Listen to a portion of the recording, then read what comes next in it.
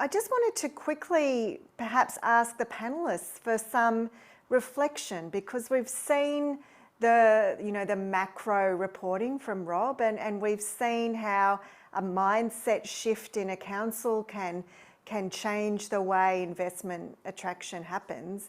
And then we see some real life examples from Ross and Richard. So some of that information on the capital outlay in South East Queensland, or the jobs deficit, as Rob outlined. Just any quick reflections from the panel on what we need to do to rectify that. I'll just throw in the breakup of that capital spending by region is actually unique to Queensland. We commissioned an economist to look for the same numbers in New South Wales and Victorian state budgets, and you just can't find them. So I think one of the first things to do from an advocacy point of view is to encourage other governments to illustrate where they're spending money by geography, not just by portfolio. Because once you can start to align that capital spend with some of the geographic disadvantage, you've got a stronger case you can mount. Yeah, agreed. And Rob, Rob, I was just going to say, we were talking about that lack of spatial focus from government. Yeah, that's the thing, is that we, at the moment, we're not really talking about this productivity and participation problem that we have got. It will be a problem. We're going to probably not talk about it for another 5 years because of the overseas migration intake that we will have.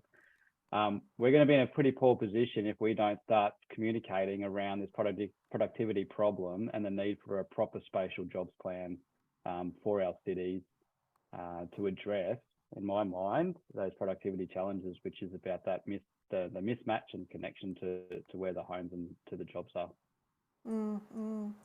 And Catherine, with City of Casey, I suppose, coming to the final stages, I suppose, of its growth journey, and it will become even more of a regional centre. How do you plan to sort of roll out this attraction framework beyond municipal boundaries?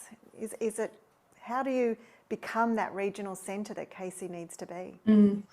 Good question, Bron. We work really closely with our regional, our neighbouring councils, and we don't, we think we do focus on our own local government area, but we also do take a regional approach to this stuff as well, and try and understand, a resident going 35,000 Casey residents working Dandenong, which is next door. So, if they're doing well, we're doing well. So we do acknowledge that and support in that way, but it is a challenge at the minute with the industrial and commercial market, really buoyant. We want to capitalise on that, so being responsive when we can, making sure we're solid in our land use planning and our frameworks to hold accountability to employment generating uses and land, and not being swayed by market forces, if the drive is for more residential, things like that. So there's things that we can do, but it is this real systemic issue that we've seen, we've not really got on top of, and it's not crystal clear how that resolves itself over the medium to long term.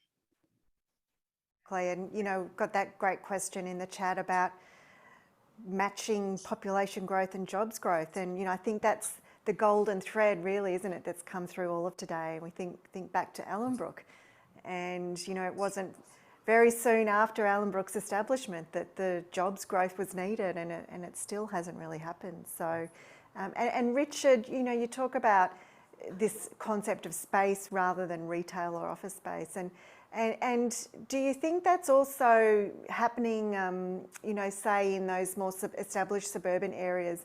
I mean, Ross had those shocking photos of Nunda in 2002, where I saw they're still driving Kingswoods back in 2002. But, how can local government sort of lead that charge to rethink retail spaces, commercial spaces?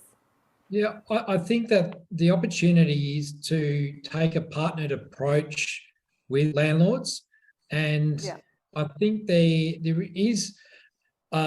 I suppose a penny has dropped with a number of landlords who did think it was just a blip and everything was going to go back to normal, and realising that there is a changing demand, and it's no one responsibility. I think we do have to take a holistic approach, and that's what I've really been pleased about today, because we've heard it a lot, that it's not just local councils, it's not just landlord, it actually is much broader.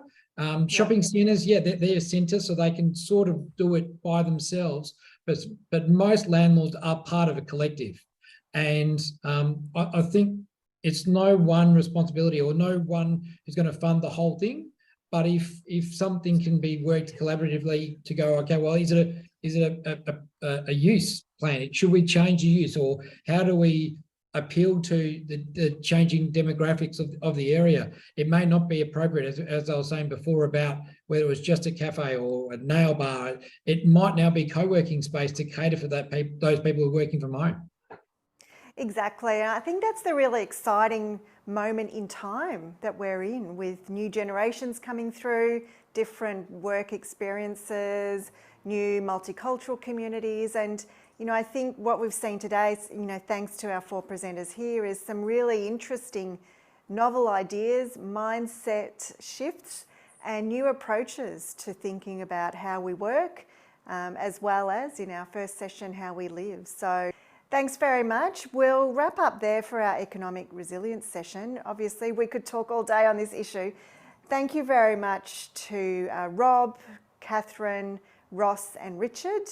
And remember, these presentations will be made available online, and we've certainly got always lots to talk about in terms of jobs and economic growth. So thank you.